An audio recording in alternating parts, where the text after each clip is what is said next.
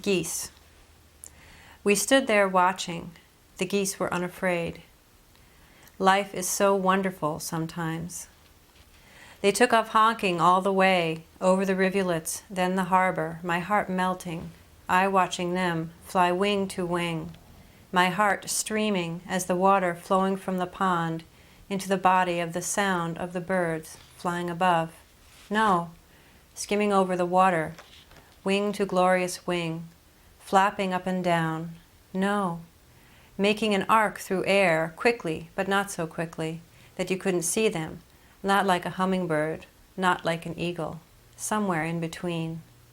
My grace is sufficient for you. And Chris died 3 months later from a gunshot wound to the head. Had he had my book, perhaps he wouldn't have done that. And I know that his sister, when she read my book, she said to me that, Sue, I just wish to God I had had this book 10 years ago. That, you know, life is so wonderful sometimes. So that means that life isn't always all bad, which is what you think is the truth when you're actively suicidal, when you're in that moment.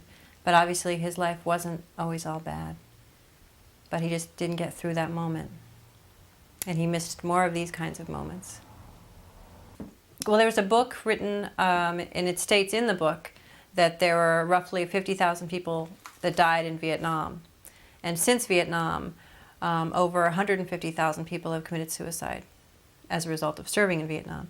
And right now there's a group that wants to have a memorial wall designed for the people who died from suicide. And they want that wall to be near the other wall in Washington, D.C. So there's a lot going on. That's what people who like, you know, the government doesn't say that, but researchers and authors and vets who have written and worked with Vietnam vets, those are the figures that they say.